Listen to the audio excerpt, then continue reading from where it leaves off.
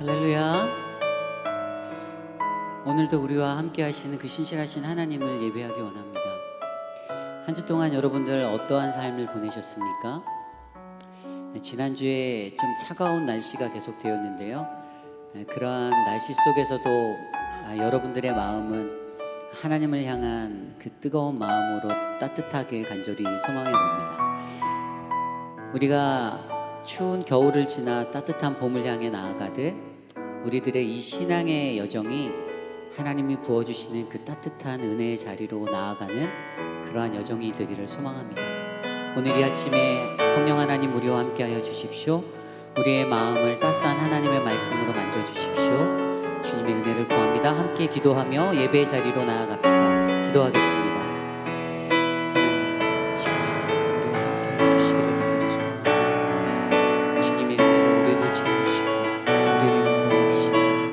우리에게 부어주실 주님의 그 크신 사랑과 하나님의 그 은혜를 바라보며 하나님 오늘도 우리에게 말씀하시고 하나님 오늘도 우리에게 주님의 크신 은혜를 베풀어 주시고 하나님 안에서 기뻐할 수 있는 거룩한 삶을 되시고 도와주시옵소서. 우리가 드리는 이 예배 안에서 주님을 경험되어지는 그러한 놀라운 일들이 일어나길 소망합니다. 하나님 도와주시옵소서. 존귀하신 하나님 감사합니다. 하나님 차가운 날씨와 같이 하나님 그 안에서 굳어버린 채 하나님 우리의 삶의 발걸음을 옮기는 것이 아니라 하나님 따뜻한 봄을 기다리며 하나님의 말씀 안에서 하나님께 찬양 드려 예배할 수 있는 우리들의 거룩한 마음이 되기를 간절히 소망합니다. 하나님 이 어려운 혼돈의 시대에 하나님 이 모든 어려운 상황들을 다 극복해 하시고 다시 우리 모든 교우들이 한자리에 모여 예배할 수 있는 그날을 꿈꿀 수 있도록 하나님 인도하여 주시옵소서. 오늘 이 아침에 우리가 거룩하신 주님 앞에 나와 예배드립니다. 신령과 진정으로 예배하는 자에게 주님이 주시는 크신 은혜를 경험하도록 역사하여 주시옵소서. 감사를 드리며 이 모든 말씀 살아계신 예수님의 이름으로 간절히 기도드렸사옵나이다. 아멘. 우리 시간에 함께 힘차게 박수치며 찬양하기 원합니다. 주 하나님 독생자 예수.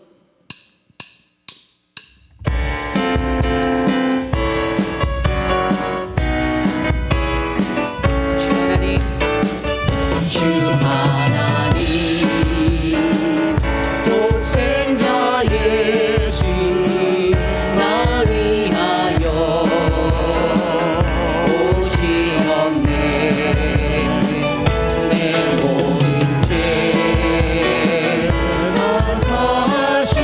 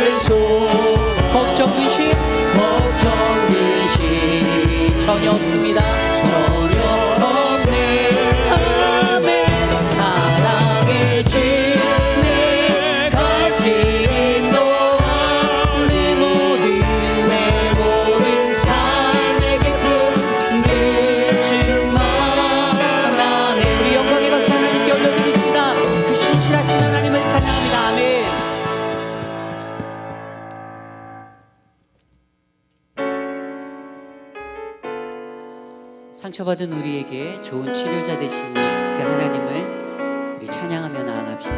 예수 나의 좋은 치료자, 함께 찬양하겠습니다. 예수 나의 좋은 치료자, 그의 눈이 머무는 곳은 나의 슬픔과 고통, 고개 들어 그의 눈을 볼 때에 난 알았네. 예수 나의 좋은 치료자, 예수 나의 좋은 치료자, 예수 나의 좋은 치료자, 그의 손길이 닿는 곳은 나의 상처와 아픔, 영원히 흐를 것 같았던 눈물 다 멎었네. 예수 나의 치료자, 나 노래하리라, 나 노래하리라. 전한 나를 돌아보신 구세주를 찬양해. 하늘 닿는 곳까지 내 손 들리라. 예수 나의 치료자, 예수 나의 좋은 치료자, 예수 나의 좋은 치료자, 그의 손길이 닿는 곳은 나의 슬픔과 고통, 고개 들어 그의 눈을 볼 때에 난 알아. 예수 나의 좋은 치료자, 예수 나의 좋은 치료자, 예수 나의 좋은 치료자, 예수 나의 좋은 치료자, 그의 손길이 닿는 곳은 나의 상처와 아픔, 영원히 흐를 것 같았던 눈물 다 멎었네. 예수 나의 치료자, 나 노래하리라,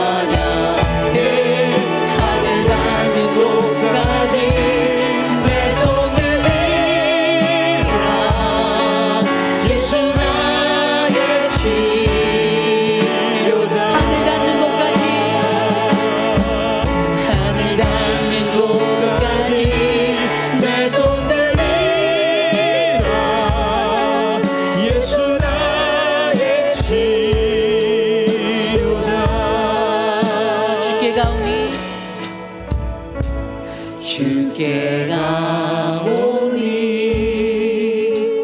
날 새롭게 하시고 주의 은혜를 부어주소서.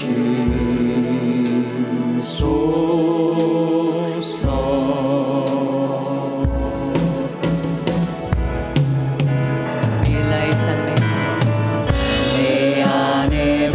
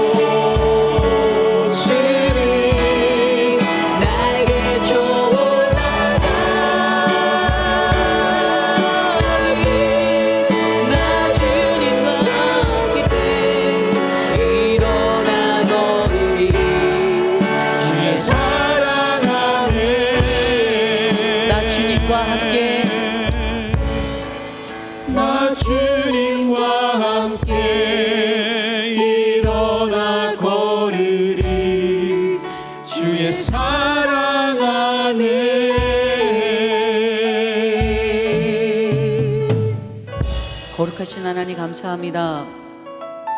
하나님, 오늘 우리가 드리는 이 예배 안에서 독수리 날개쳐 올라가듯 날 이끄시는 그 하나님의 사랑을 경험하기 원합니다. 신실하신 그 하나님의 사랑 안에서 우리가 주님을 바라보며 경배할 수 있도록 이 시간 우리에게 좌정하여 주시옵소서. 온라인으로 예배를 드리는 모든 사랑하는 성도님들 한 분 한 분 오직 주의 성령으로 예배할 수 있도록 주의 은혜를 베풀어 주시고, 단위에서 예배를 이끄시는 목사님과 특성으로 영광 돌리는 거룩한 영혼에게 하나님의 힘과 은혜를 베풀어 주시옵소서. 오늘 이 예배 안에서 주의 말씀으로 우리를 만지시고 회복하실 그 하나님을 기대합니다.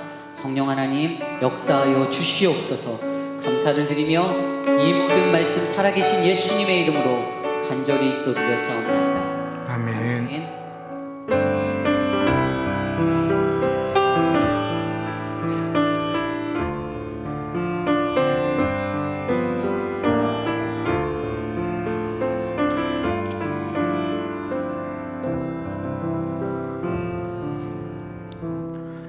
참으로 존귀하신 하나님 아버지, 하나님 아버지의 이름을 부르는 것이 얼마나 복된 일인지, 안식일을 지정하셔서 주일이 있고 예배가 있는 것이 얼마나 감사한 일인지 모르겠습니다.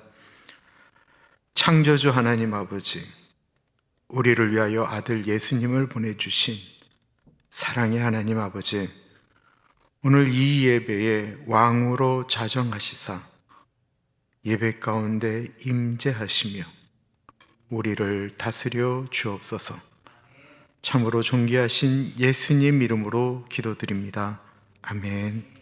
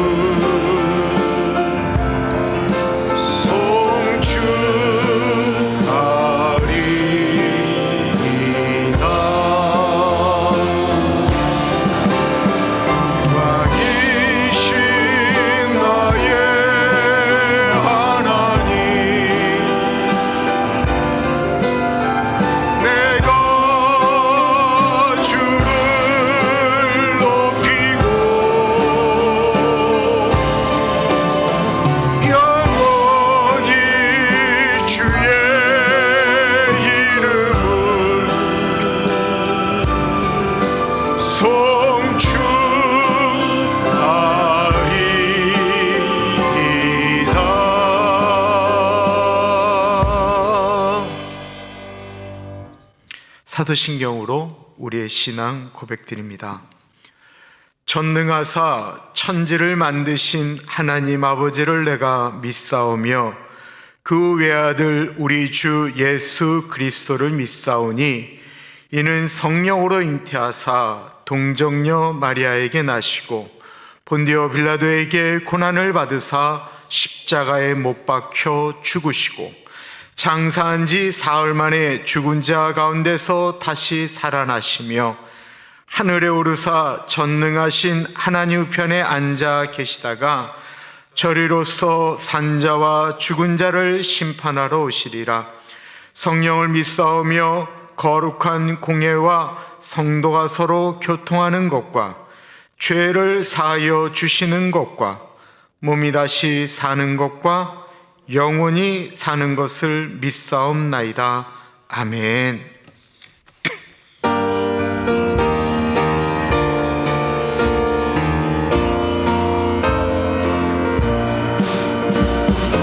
누가 주를 따라 섬기려는가? 누가 죄를 떠나 주만 따르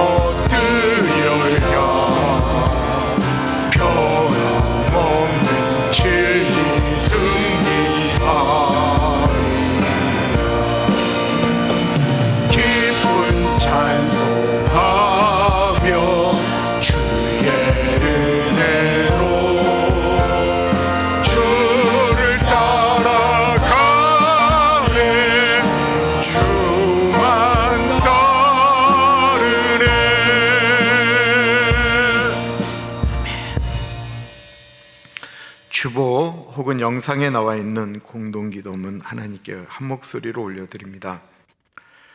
참으로 존귀하신 하나님 아버지, 받은 은혜와 구원의 축복을 전하고 나누는 우리들이 되기를 소원합니다. 삶의 모습 속에서 예수님이 주신 기쁨을, 평안을, 그리고 감사를 증거하는 우리들이 되기를 소원합니다. 우리에게 만남의 축복을 허락하셔서 하나님이 준비하신 분들을 만나게 하옵소서. 먼저 찾아가셔서 그들의 마음을 열어주시고 복음을 전할 수 있는 기회를 열어주옵소서. 우리의 입술을 통해 듣는 복음이 사람의 말이나 자랑으로 들리지 않게 하시고 사랑으로 기다리시는 하나님의 음성으로 들리게 하옵소서. 성령님, 우리에게 영혼을 사랑하시는 하나님 아버지의 마음을 주옵소서. 지혜롭게 하시고 복음을 전하는 담대함을 주옵소서. 눈물로 씨를 뿌리고 기쁨으로 열매 맺는 은혜가 있게 하옵소서. 존귀하신 예수님 이름으로 기도드립니다. 아멘. 한 주간 살면서 하나님과 사람 앞에 지은 죄가 있습니다. 하나님께서 우리가 우리의 죄를 자백하면 씻겨주신다라고 하셨습니다. 그런데요, 우리가 회개할 때 그냥 반복해서 짓는 죄에 대한 반복되는 회개보다는, 회개라고 하는 것은 다시는 죄를 짓지 않겠다라고 하는 엄청난 결단입니다. 기도하실 때 하나님 아버지, 이 죄는 다시는 안 짓기를 정말 소원합니다 라고 하는 간절함으로 하나님께 나아가겠습니다. 기도합니다. 참으로 존귀하신 하나님 아버지, 사랑의 하나님 아버지, 이 시간에 주님의 은혜를 구하고 하나님, 우리의 마음이 주님 앞에 온전히 있기를 기도합니다. 하나님 아버지 고쳐주시고 회복시켜주시는 주님의 은혜 가운데 나아갈 수 있도록 하나님 아버지, 우리 한 사람 한 사람 주님 붙잡아 주시기를 기도합니다. 성령 하나님, 이 시간에 우리 한 사람 한 사람을 만져주십시오. 우리의 죄를 씻겨주시는 예수님의 은혜가 우리 교우들 가운데, 우리들 가운데 있대. 습관적으로 반복해서 짓는 죄가 아닌 예수님의 값없이 주신 은혜를 값비싼 은혜로 여기며 결단하며 나아갈 수 있도록 인도하여 주십시오. 그러므로 이제 그리스도 예수 안에 있는 자에게는 결코 정죄함이 없나니, 이는 그리스도 예수 안에 있는 생명의 성령의 법이 죄와 사망의 법에서 너를 해방하였습니다. 참으로 존귀하신 하나님 아버지, 한 주간도 지켜주시고 인도해 주셔서 감사드립니다. 하나님 아버지, 가끔 두려움이 오고 어려움이 찾아옵니다. 그때 바라볼 수 있는, 찾아갈 수 있는 하나님이 계심에 감사드립니다. 하나님 아버지, 붙들고 어려움을 이겨내며 폭풍 가운데 우리의 영혼이 잠잠하게 주님을 바라볼 수 있음에 감사드립니다. 나이를 먹어가는 것이, 병든 것이 어려움이지만 하나님을 만날 수 있음에, 또한 우리에게 영원한 본향 소망이 있음에 담대할 수 있음도 감사를 드립니다.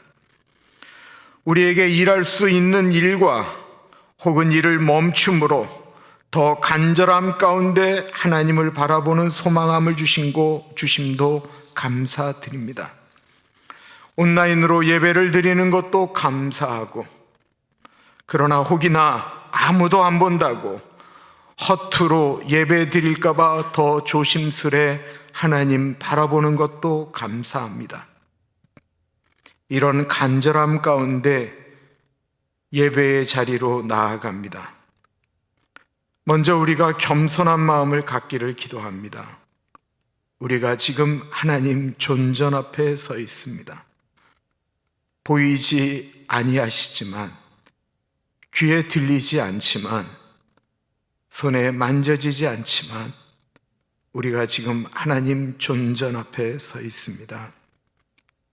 하나님 아버지, 그 겸손함으로 주님 앞에 나아갑니다. 성령 하나님, 주님의 은혜를 간구합니다. 은혜가 없으면 아무것도 아닌 존재인 것을 깨달으며 주님 앞에 은혜를 구하며 나아갑니다. 권희정 집사님, 비록 집에서 부르는 찬양이지만 마치 우리가 현장에서 찬양을 듣는 것처럼 같이 하여 주시고, 말씀 가운데 하나님의 음성에 귀 기울이게 하여 주옵소서. 참으로 존귀하신 예수님 이름으로 감사하며 기도드립니다. 아멘.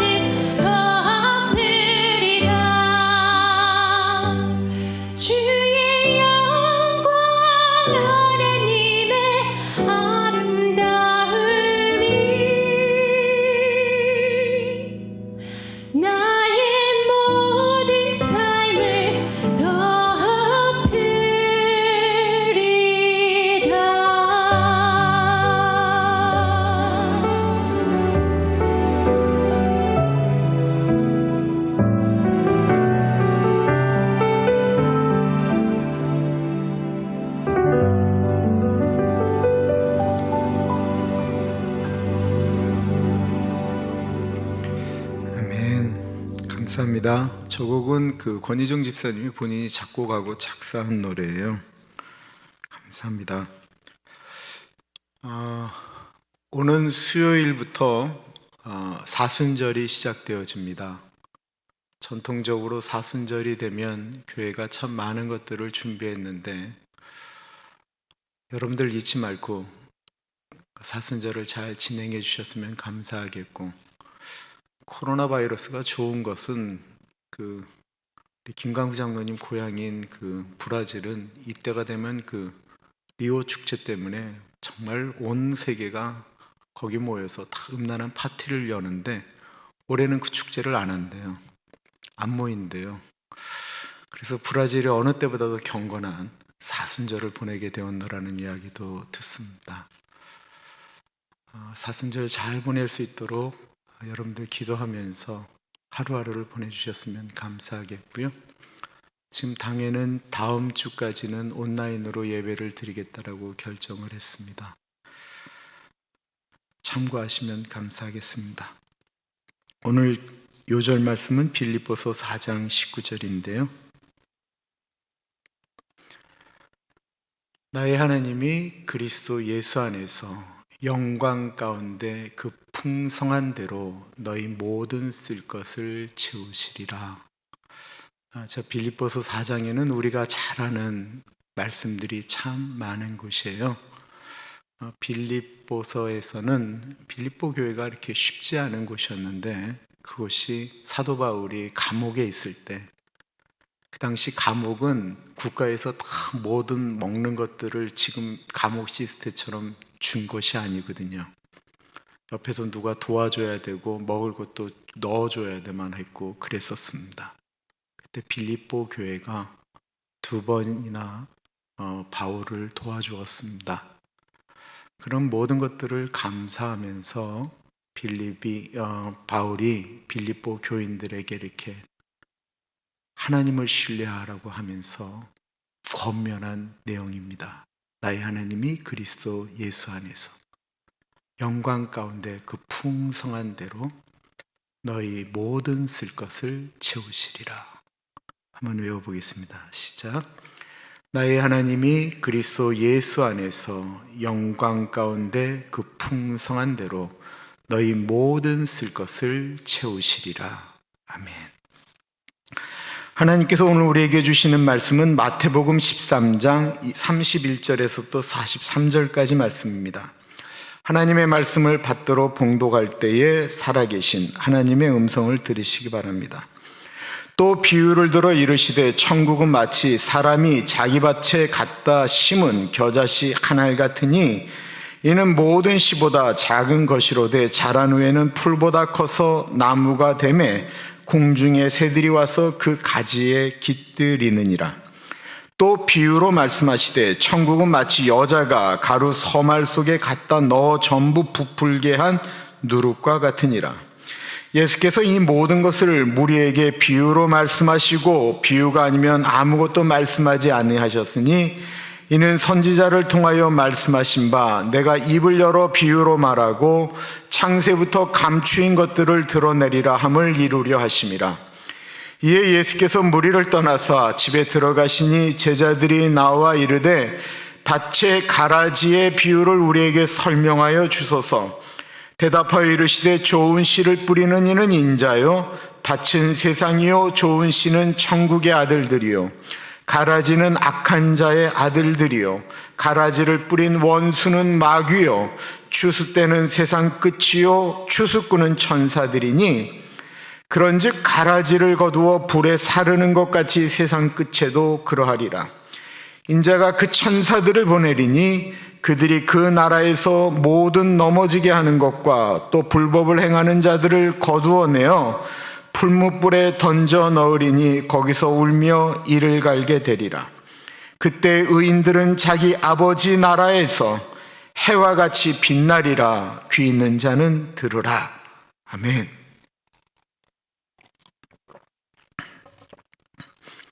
수천 년 전부터 세상의 사상가들 사이에서 사람을 연구하면 연구할수록 고민되어졌던 매우 중요한 일이 하나 있었습니다.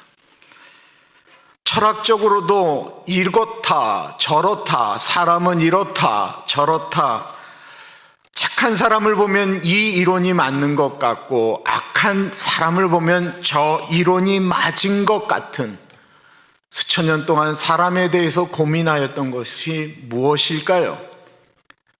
그것은 사람이 태어날 때부터 선하다라고 말하는 성선설과 사람은 원래 태어날 때부터 악하다라고 이야기하는 성악설, 그리고 사람을 태어날 때는 착하지도 악하지도 않고 후천적으로 악해지고 선해진다라고 하는 성무선악설이 있습니다. 그런데 세 번째는 별로 이렇게 사람들에게 동의가 되지 않아요. 왜냐하면 좋은 환경에서 좋은 교육을 받은 사람 중에도 너무 악한 사람이 있고, 저 환경에서는 절대로 좋은 사람이 나올 수 없다라고 하는 곳에서도 착한 사람이 나오기 때문에 그렇습니다. 그렇다고 한다면 성경은 사람을 악하다라고 할까요? 착하다라고 이야기할까요? 성경이 사람이 선하다라고 착하다라고 꼭 이야기하지는 않았지만 그랬던 적이 한번 있기는 있습니다. 언제였을까요? 하나님께서 하나님의 형상과 하나님의 마음을 가지고 처음 사람을 만드셨을 때였습니다. 창세기 1장 27절과 28절 말씀이에요.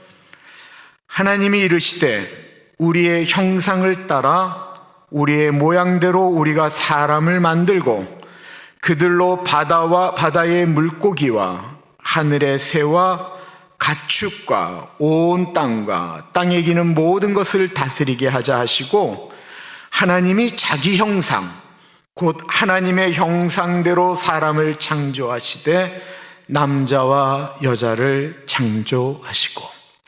이때는 사람이 완벽했습니다. 선했습니다. 착했습니다. 그러지 않겠어요?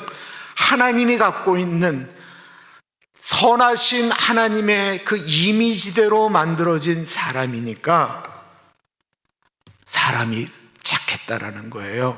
선했다라는 거예요. 그런데 이 완벽한 에덴 동산에 이 하나님이 만든 이 완벽한 사람들에게 악이 들어오고 죄가 찾아오기 시작했습니다. 하나님이 만드신 그 완벽한 에덴 동산, 그 에덴 동산에 누가 있었을까요? 아담과 하와가 있었죠. 그리고 모든 짐승들이 그 에덴 동산에 있었습니다. 그리고 아담과 하와가 하나님과 늘 대화했다라고 이야기하니까 하나님의 임재가 있었을 것입니다. 그럼 에덴 동산에 그들만 있었을까요? 하나님이 만든 그곳에 다른 것은 없었을까요? 아니요. 사람도 하나님도 짐승도 아닌 또 다른 존재 하나가 거기 있었다라는 것입니다.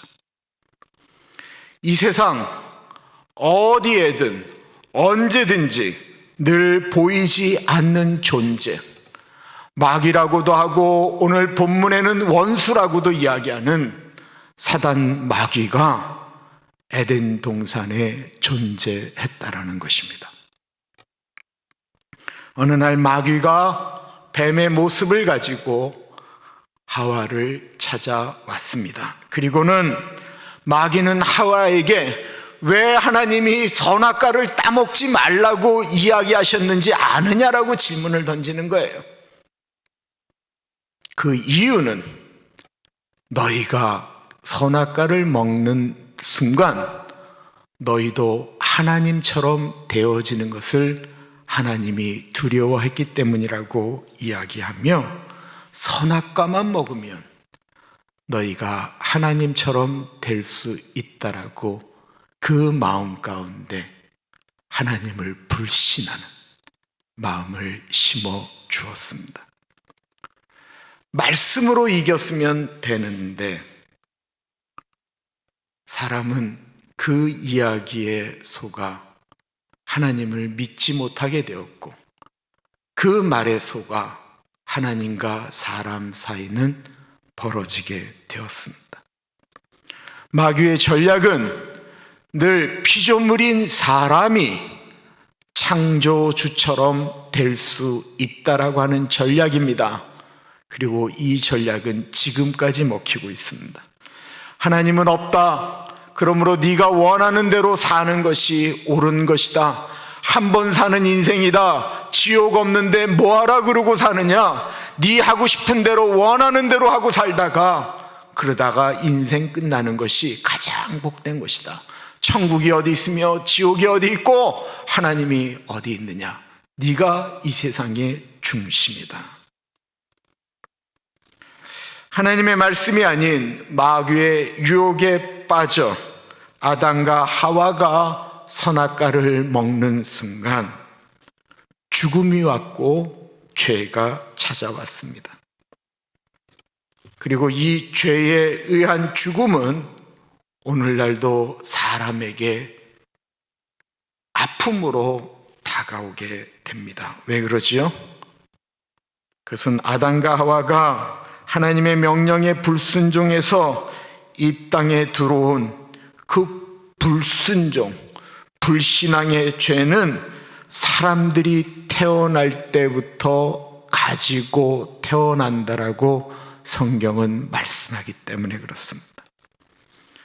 이것을 가리켜 원래부터 가지고 태어나는 죄, 그래서 신학적으로는 원죄라고 이야기하기 때문에요, 성경적으로는 성악설이 맞습니다. 창세기 6장에 보면 하나님께서 사람에 대해서 이런 말씀을 하세요. 여호와께서 사람의 죄악이 세상에 가득함과 그의 마음으로 생각하는 것이 항상, 모든 계획이 항상 악할 뿐임을 아시고 그의 모든 계획이, 생각하는 것이 항상 악할 뿐임을 아시고 땅에 사람 지으셨음을 한탄하사 마음에 근심하셨더라고. 요한계시록에 말씀하신 것이 아니고 말라기에 말씀하신 것이 아니고 천지를 창조하셨던 그 창세기 6장에 하나님의 마음이 이렇게 기록되어지고 있습니다. 사람들 중에 악한 생각을 안 하는 분들이 있을까요? 저는 한국에 있을 때 1년에 몇 차례씩 농촌으로 농촌 전도를 다녔습니다. 전도를 다니다 보면 동네 어르신들이 말씀하는 꼭 이런 분이 한 분 계세요. 저분네는 법 없이도 사는 분입니다 라는 이야기를 듣는 분들이 동네에서 꼭 한두 분은 계세요. 그런 분에게 전도할 때 할아버지, 어르신, 모든 동네 분들이 어르신은 법 없이도 사는 분이라고 하는데 참 좋으시겠어요? 그러면 다들 손사래를 치셨어요. 몰라서 그래. 몰라서 그래. 내가 우리 마누라 얼마나 미워했는지 몰라서 그래. 내가 그리고 안 들켜서 그래. 내 마음속에 무엇이 있었는지 저들이 몰라서 그래. 나 죄 많은 사람이야. 그래서 성경은 모든 사람이 죄를 범하였음에 하나님의 영광에 이르지 못한다고 말씀합니다. 왜 그럴까요? 우리 사람에게, 우리 사람의 마음에 악한 것을 심어주는 존재, 영적인 존재, 우리에게 의심을 심어주고 우리로 타락하게 만들고 다른 사람까지 나쁜 길로 인도하게 만드는, 갈등을 심어주고 미움을 심어주고 원수라고 불리게 하고 분열시키고 이간시키는 보이지 않는 영적인 존재, 마귀가 이 땅 가운데 어디든지 어느 때든지 존재하기 때문에 그렇습니다. 이것이 기본적인 생각을 가지시고 오늘 본문을 보셔야 이해할 수가 있습니다. 마태복음 13장을 가리켜 천국 비유장이라고 이야기합니다. 대표적인 것이 씨 뿌리는 비유예요. 어떤 씨, 하나님의 말씀을 뿌리는데 이것이 어떤 것은 좋은 밭, 옥토에, 길짝밭에, 돌짝팔에, 같이 덩굴에 이 뿌려졌다라고 하는 유명한 이야기가 나오는 게 마태복음 13장이고, 또 다른 대표적인 것이 있다고 한다면 알곡과 가라지에 대한 비유입니다. 오늘 본문이 알곡과 가라지에 대해서 제자들이 예수님 그 뜻이 무엇입니까? 라고 이야기하니까 예수님께서 그것을 풀어주셨거든요. 그러니까 어제 본문에 이 알곡과 가라지에 대한 비유가 나와요. 그래서 어저께 본문 말씀 24절부터 보겠습니다. 예수께서 그들 앞에 또 비유를 들어 이르시되 천국은 좋은 씨를 제밭에 뿌린 사람과 같으니, 여기서 좋은 씨라고 하는 것은 그 앞에 있는 말씀이라고 따질 때는 하나님의 말씀을, 사람에게 좋은 것을 심었다라고 표현합니다. 하나님은 이 땅에 하나님의 말씀대로 살라고, 그러면 하나님의 나라가 이 땅에 풍성하게 나타나게 될 것이라고 좋은 말씀을, 하나님의 말씀을 사람들의 마음에 심었다라는 것입니다. 그리고 이 말씀을 받아 열매 맺는 사람을 가리켜 하나님의 자녀들이라고 표현하고 있습니다. 좋은 씨를 뿌리면 좋은 열매가 맺어야 됩니다. 좋은 씨는 잘 자라기 시작했습니다. 어느 정도 자라게 되었을 때 일하는 사람들이 밭에 나가봤더니 놀랍게도 가라지, 쓸모없는, 열매 맺을 수 없는 풀들이 자라는 것입니다. 일하는 사람들이 너무 놀라서 주인에게, 하나님께 가서 말씀하는 거예요. 주인님, 우리가 밭에 참 좋은 씨를 뿌렸는데 놀랍게도 가라지들이 자라고 있습니다. 사람들이 잘 때에 그 원수가 와서 곡식 가운데 가라지를 덧뿌리고 갔더니 삭신하고 결실할 때에 가라지도 보이거늘 집 주인의 종들이 와서 말하되 주여 밭에 좋은 씨를 뿌리지 아니하였나이까? 그런데 가라지가 어디서 생겼나이까? 주인이 그 보고를 받는데 놀래서 어떻게 그런 일이 일어날 수 있느냐? 너희가 혹시 잘못 뿌린 것은 아니냐? 그런 일은 도저히 있을 수가 없다. 너희들 혹시 잘못한 거 아니냐?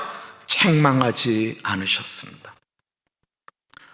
마치 다 알고 계시는 것처럼 내가 다 알고 있다. 원수가 밤에 몰래 와서 나쁜 씨를 뿌렸다. 하나님 아버지는 원수 마귀가 아담과 하와에게 나쁜 것을 심어준 것처럼 이 세상 가운데, 또한 하나님을 믿는 사람들 가운데, 이 교회에, 어떤 교회든지, 어떤 세상이든지, 어떤 사회든지 원수 마귀는 거기에다가 악한 것을 뿌린다라는 것입니다.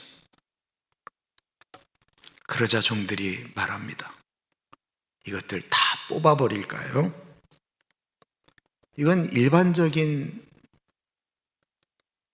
농부들은 때때마다 가서 가라지를 뽑지요. 그런데 주인은 다르게 말을 합니다.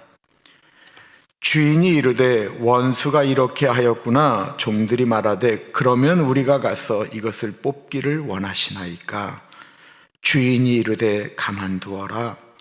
가라지를 뽑다가 곡식까지 뽑을까 염려하노라. 둘 다 추수 때까지 함께 자라게 두라. 추수 때에 내가 추수꾼들에게 말하기를 가라지는 먼저 거두어 불사르게 단으로 묶고 곡식은 모아 내 곡간에 넣으라 하리라. 이게 사람들과 하나님이 가라지를 다루는 방법이 좀 달라요. 사람들은 뭐라고 그래요? 왜 저 악한 사람들이 저렇게 아직도 숨쉬고 살아가는 것입니까? 왜 저 악한 사람들은 잘 먹고 잘 살아요? 이건 너무 불공평하지 않습니까? 공평이라고 하는 것은 저런 악한 것들은 다 없어져야 되지 않습니까? 그래야 착한 사람들이 잘 살 것 아닙니까? 저들이 없어져야 이 세상이 좋아지지 않을까? 사람들은 늘 그렇게 생각합니다. 그래서 그들은 이 세상의 악이라고 이야기하는 가라지들, 사람들을 뽑아서 없애기 시작했습니다. 인류의 역사에는 그런 생각을 가지고 움직인 사람들이 있었습니다. 그들은 그들의 신념 가운데, 사상 가운데 이건 가라지다라고 하는 것들을 뽑아 없앴습니다. 공산주의는 모든 사람들이 평등하게 다 잘 살아야 된다라고 하는 생각을 갖고 있었기 때문에 열심히 일해서 많은 돈을 가지고 많은 땅을 가진 사람들을 부르조아, 즉 자본가 계급이라고 이야기하며 그들의 모든 것들을 빼앗아 나누기 시작했습니다. 그들을 죽였습니다. 즉 다시 말하면 프로레타리아 혁명이라고 하는 노동자 계급의 혁명, 공산혁명을 일으켰습니다. 그렇게 다 나누면 모든 사람들이 공평하게 잘 살 것이다라고 생각을 했습니다. 과연 그렇습니까? 이 세상에서 가장 불평등한 나라들이 있다고 한다면 공산 국가들입니다. 그래서 중국 공산당은 자신들의 정치 이념은 공산주의를 가졌지만 공산주의의 가장 중요한 같이 논아먹는 공산주의를 포기하고 그들이 시장 경제로 돌아선 것입니다. 히틀러는 유태인들이 가라지라고 생각을 했습니다.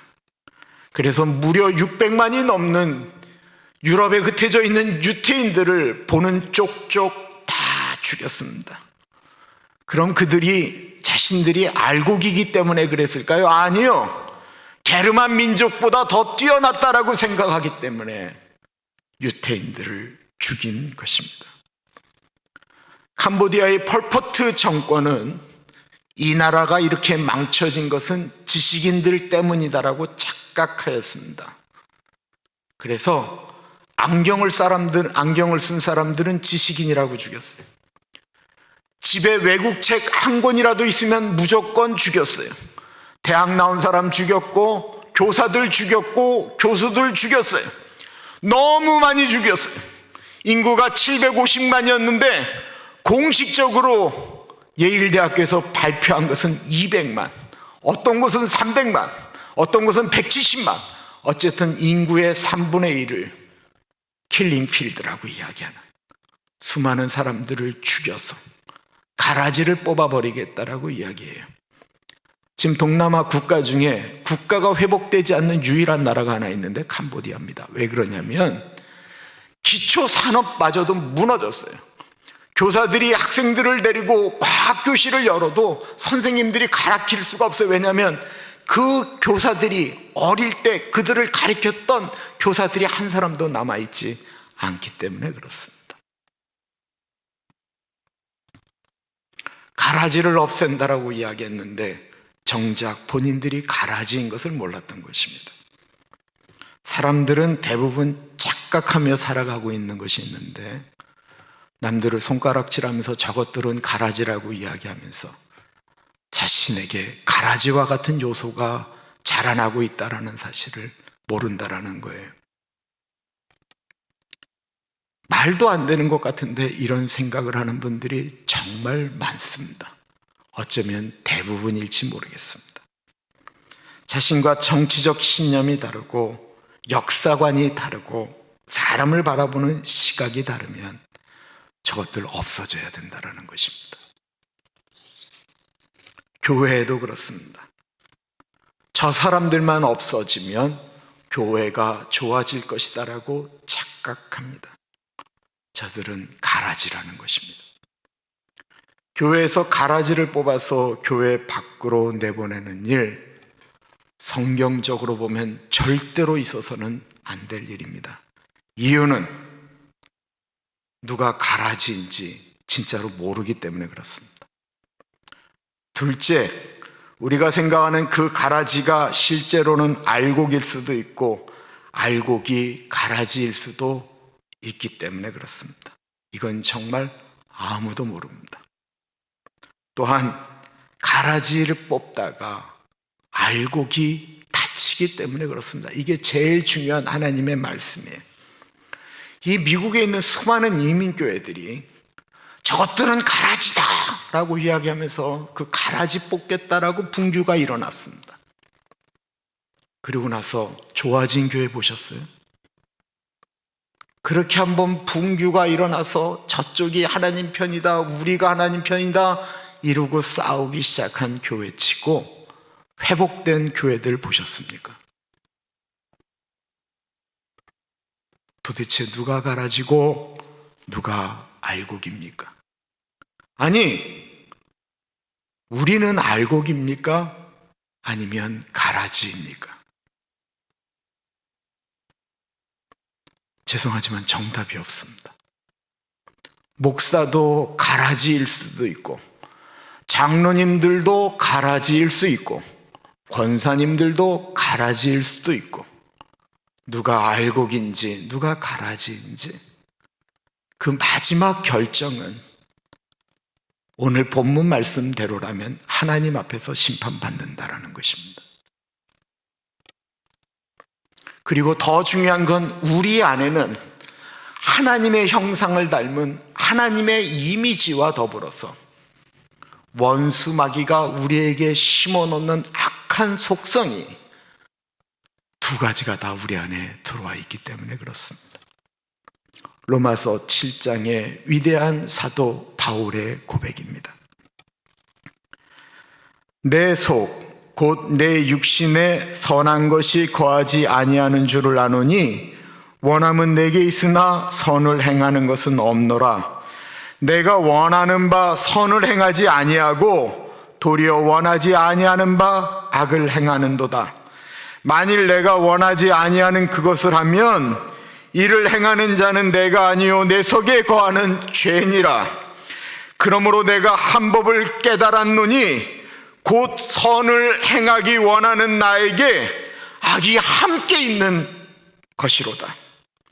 내 속사람으로는 하나님의 법을 즐거워하되 내 지체 속에서 또 한 다른 법이 내 마음에 법과 싸워 내 지체 속에 있는 죄의 법으로 나를 사로잡는 것을 보는도다. 위대한 사도 바울의 실존적 고백입니다. 하나님의 뜻대로 살려고 애쓰고 노력하는데 마음속에 미움이 올랐다라는 거예요. 그날따라 동료 바나바가 하는 곳이 너무 미웠다라는 거예요. 그날따라 자기의 자식, 생명과 같은 자식 디모데가 하는 말들이, 행동이 자기 눈에 거슬렸다라는 거예요. 그때마다 판단하고 미워하는 마음이 올라왔다라는 것입니다. 그게 너무 고통스러워서 사도 바울이 말합니다. 나는 날마다 죽노라. 내 안에 선을 행하고 싶은 마음과 내 안에 악을 행하는 것이 우리 안에 공존하고 있습니다. 즉 다시 말씀드리면 우리는 알곡이 될 수 있는 요소와 가라지가 될 수 있는 요소가 우리 안에 두 가지가 다 있다라는 것입니다. 더 무섭고 정말 무서운 이야기는 우리가 신앙생활하면서 예배드리고 하나님 찾고 헌금하고 그러면 본인이 알곡인 줄 알았는데 하나님 앞에 가보니 가라지였다라는 것입니다. 다시 예수님의 말씀을 들어보십시오. 이에 예수께서 무리를 떠나서 집에 들어가시니 제자들이 나와 이르되 밭의 가라지의 비유를 우리에게 설명하여 주소서. 대답하여 이르시되 좋은 씨를 뿌리는 이는 인자요 밭은 세상이요 좋은 씨는 천국의 아들들이요 가라지는 악한 자의 아들들이요 가라지를 뿌린 원수는 마귀요 주스테는 세상 끝이요 주수꾼은 천사들이니 그런즉 가라지를 거두어 불에 사르는 것 같이 세상 끝에도 그러하리라. 교회에서 가라지, 알곡을 나누는 것은 그 무의미한 것입니다. 그리고 그 심판은 하나님께 맡겨야지 본인이 하겠다라고 하면 안 되는 거예요. 다만 알곡과 가라지를 우리가 성경적으로 이렇게 추리해 볼 수는 있어요. 가라지는 절대로 말씀대로 살지 않는다라는 것입니다. 교회에서는 경건한 신앙생활을 하는 것처럼 보이지만 밖에 나가면 하나님의 말씀과 전혀 상관없이 살아가는 사람들, 악한 일에 죄책감이 없는 사람들, 교회에서는 천사 얼굴을 하고 살아가는데 집에서는 폭행을 하는 사람들, 자기 밑에 있는 사람들에게 함부로 대하는 사람들, 착취하고 빼앗고 자기 것을 얻기 위해서는, 크게 하기 위해서는 양심도 팔아버리는 사람들, 똑같은 일을 반복하여 죄를 지면서도 전혀 죄책감이 없는 사람들, 하나님의 말씀이 그의 삶에 전혀 역동하지 않는 사람들, 오늘 말씀대로라면 가라지일 가능성이 높습니다. 하나님의 사람들은요, 하나님의 말씀을 들으면 회개라고 하는 것을 합니다. 알곡은 하나님의 말씀을 들으면서 자기의 밭을 계속해서 끊임없이 딱딱한 것은 좀 부드럽게 연하게 기경하는 거예요. 좋은 하나님의 사람이 되기 위하여 회개하고 아파하고 힘들어하고 안 되면 주님 앞에 무릎 꿇고, 이 사람이 알곡이에요. 다른 사람들에게 저 사람들 어떠니 저쩌니 얘기하면서 자기가 알곡이라고 착각하지 말아야 돼요. 사람들은 가라지 뽑지 말라는 하나님의 말씀에 마음이 어려워지기 시작합니다. 그러면 이 땅 가운데 하나님의 나라가 어떻게 존재하게 되느냐라는 것입니다. 하나님은 가라지를 뽑는 방법보다는 마태복음 13장을 보시면요, 하나님의 사람들이 30배, 60배, 100배 더 많은 열씨를 맺는 그 풍성해지는 것으로 가라지보다 알곡이 더 선한 영향력을 미침으로 이 땅에 하나님의 나라가 오는 방법을 쓰고 있다는 것입니다. 그것이 오늘 가라지 비유와 가라지 비유 해설 사이에 있는 이 겨자씨와 누룩의 비유가 대표적인 것을 설명하고 있는 것입니다.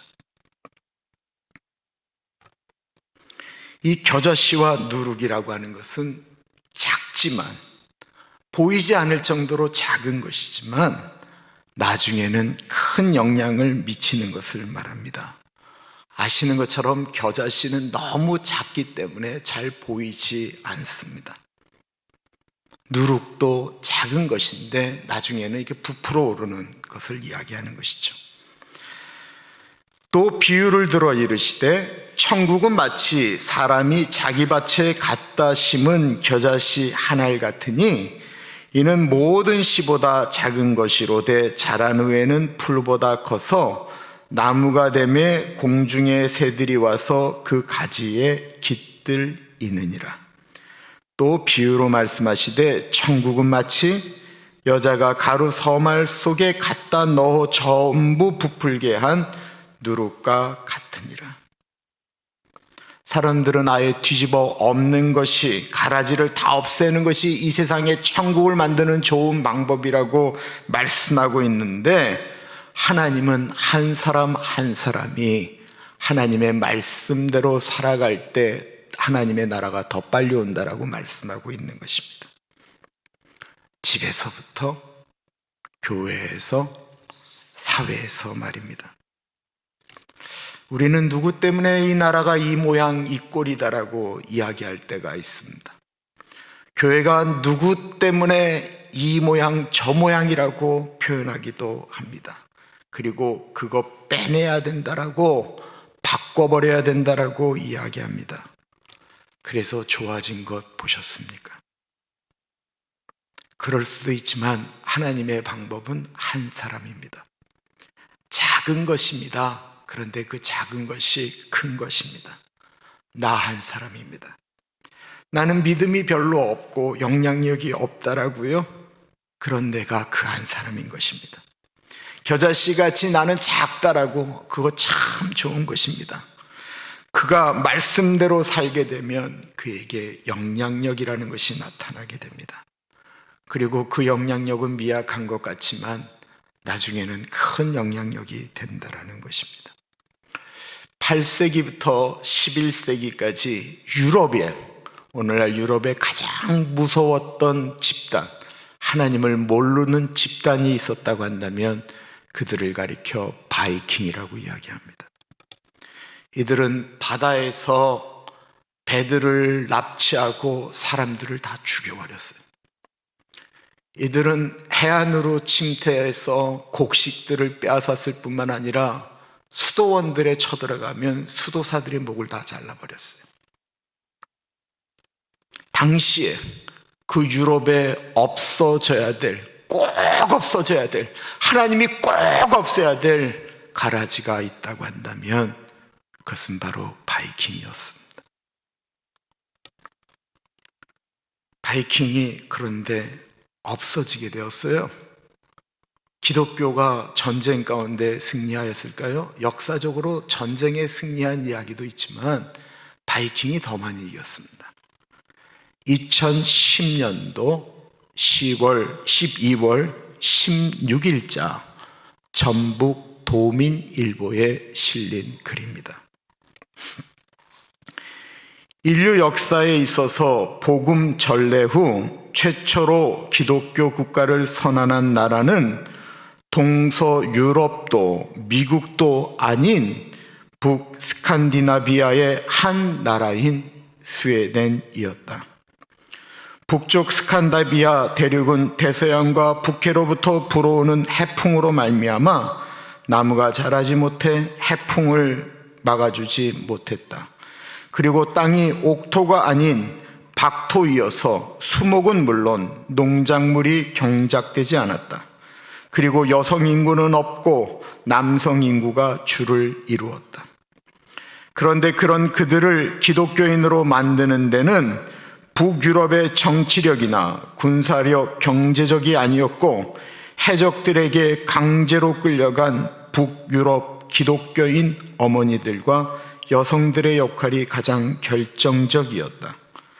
그들은 바이킹족들에게 남편과 자녀들이 살해되고 재산을 탈취당한 후 강제로 끌려가 북유럽의 아녀자들은 원치 아니하는 바이킹의 아내가 되었다. 바이킹의 아내가 된 기독교 여성들은 처음에 충격에서 벗어나지 못하고 하나님의 뜻을 의심하면서 분을 사귀어만 했다. 그러나 그들은 신앙인이었기 때문에 자신들의 처지를 담념하고 원수 같은 남편들에게 복음을 전하기 시작했다. 그리고 해적짓을 제발 당장 그만둘 것을 강권했다. 그러나 바이킹족 남편들은 좀처럼 마음의 문을 열지 않았고 복음을 받아들이지도 않았을 뿐 아니라 해적질을 계속해서 했다. 그리고 세월이 흘렀다. 그런 사이 스라의 바이킹족들과 북유럽 기독교 여인들은 아내 사이에 자녀들이 태어나기 시작했다. 북유럽 출신 기독교 여성들은 작전을 바꾸었다. 처음엔 기성세대인 어른 세대와 남편들을 복음하여 해적의 짓을 하지 못하도록 하려 했으나 실패한 후 자신들의 스라에서 태어난 자녀들에게 복음을 전하고 올바른 삶을 교육하기 시작했다. 세월이 흘렀다. 세대가 바뀌었다. 북유럽 출신 기독교인 어머니로부터 교육받은 자녀들은 누가 해적짓을 하지 말라는 말을 하지 않았어도 해적의 짓을 중단하였다. 이 일이 북스칸디나비아 여러 나라로 퍼져나가 지금은 전 세계에서 가장 살기 좋은 나라로 바뀌었다. 그리고 스웨덴은 전 세계에서 최초로 기독교 국가를 선포하기에 이르렀다. 세상을 바꾸는 힘은 엄청난 권력도 사람도 아닌 작은 것입니다. 그래서 미약해 보이고 겨자씨처럼 영향이 없는 것처럼 보이고 세상을 바꾸는 것이 오래 걸린다라고 느껴질 수 있습니다. 그러나 하나님의 말씀은 겨자씨처럼 하나님의 말씀을 붙든 작은 사람들에 의해서 이 세상은 바뀐다라고 선포하고 있습니다. 우리 모두는 알곡이 될 수도 있고 가라지가 될 수도 있습니다.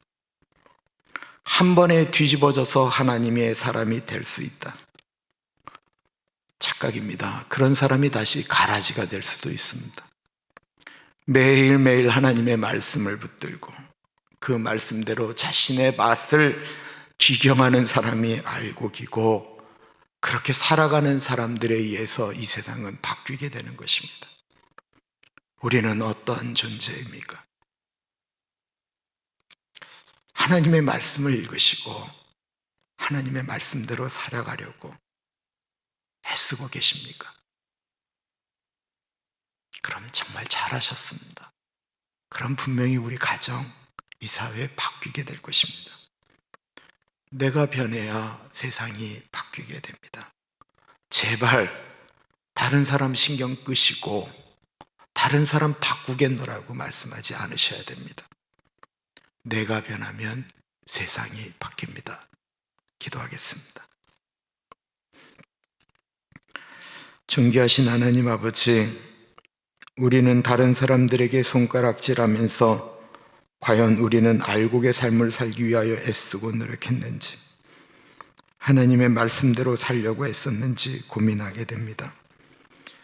우리의 주변에 우리와 함께 하였던 사람들은 나 때문에 하나님께로 더 가까이 나아가게 되었는지, 아니면 하나님과 멀어지게 되었는지 다시 한번 생각하게 됩니다.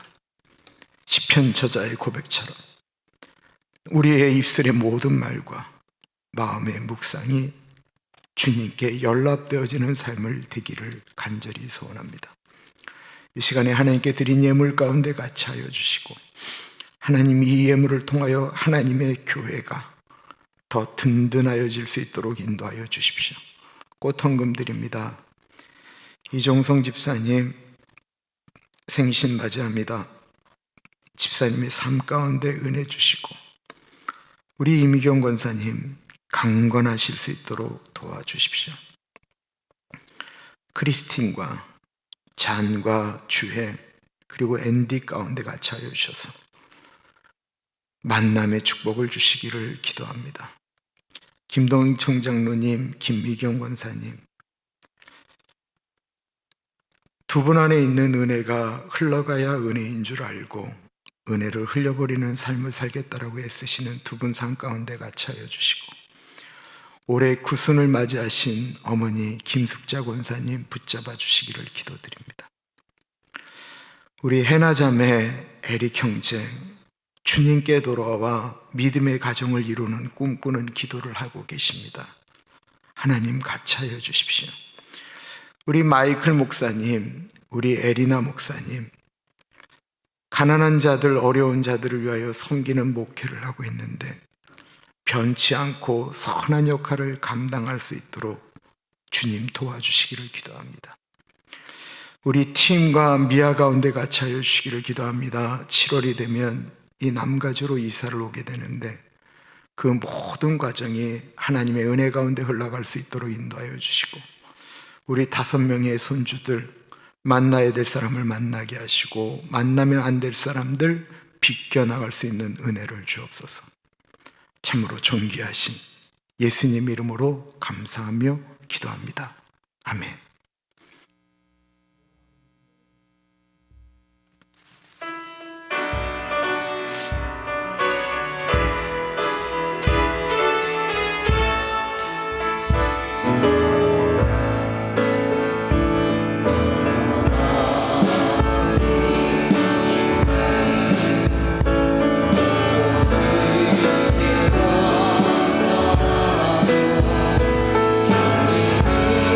참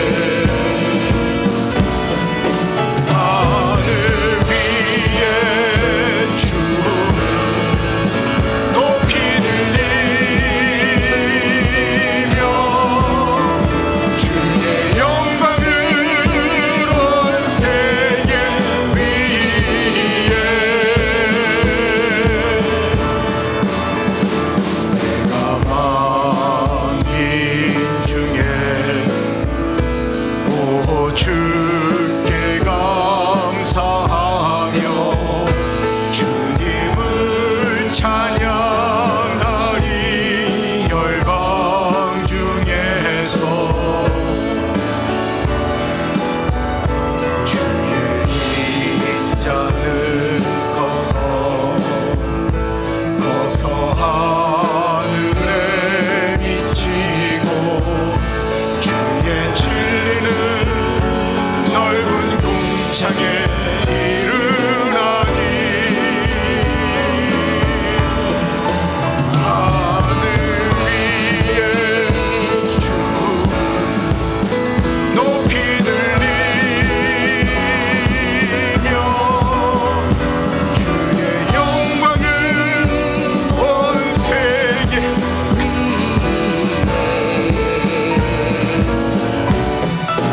하늘 위에 주는 높이 들리며 주의 영광은 온 세계 위에 하늘 위에 주는 높이 들리며 주의 영광을 온 세계 위에 하늘 위에 주는 높이 들리며 주의 영광을 주의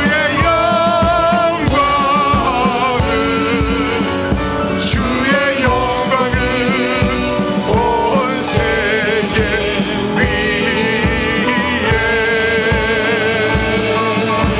하늘 위에 주는 하늘 위에 주는 높이 들리며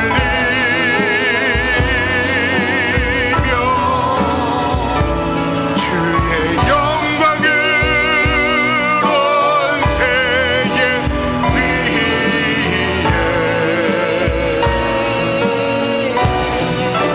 하늘 위에 주는 높이 들리며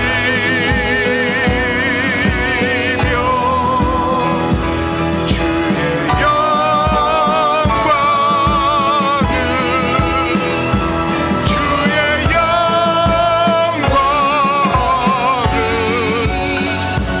주의 영광을 온 세계 위에.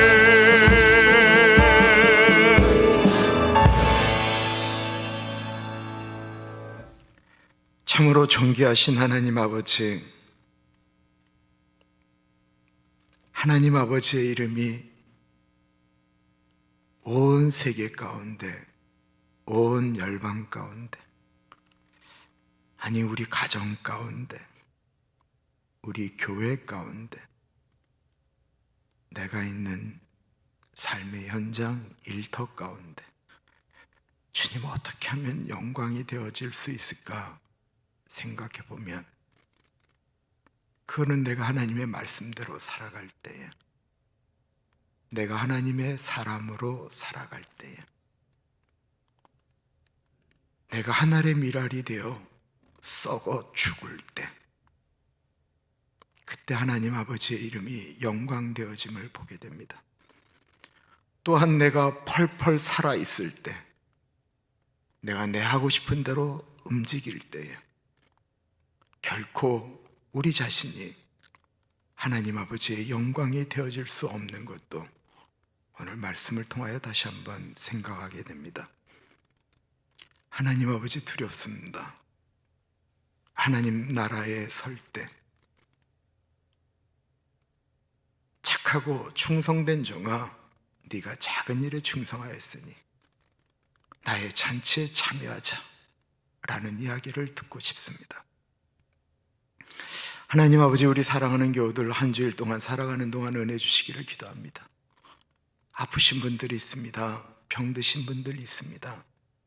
주님, 치유의 손길, 은혜의 손길, 회복의 손길 가운데 같이하여 주셔서 회복시켜 주시고 하나님의 사람들이 강건하여질 수 있도록 은혜 주시기를 기도합니다. 사랑의 하나님 아버지, 참 쉽지 않은 시간을 보내고 있지만 이 세상 어느 곳에나 계신 하나님 아버지의 통치하심과 돌보심으로 한 주간도 넉넉하게 살아갈 수 있도록 은혜 나리여 주옵소서. 지금은 우리 주 예수 그리스도의 은혜와 우리를 사랑하셔서 하나밖에 없는 아들을 넉넉하게 보내주신 하나님 아버지 그 크신 사랑하심과 성령 하나님 감화감동 역사 충만 교통하심이 하나님 아버지의 말씀을 붙들고 살아가는 알곡 신자 되어지기를 소원합니다. 다짐하는 사랑하는 주의 백성들 머리 위에 지금으로부터 영원토록 같이 하시길 간절히 축원하옵나이다. 아멘.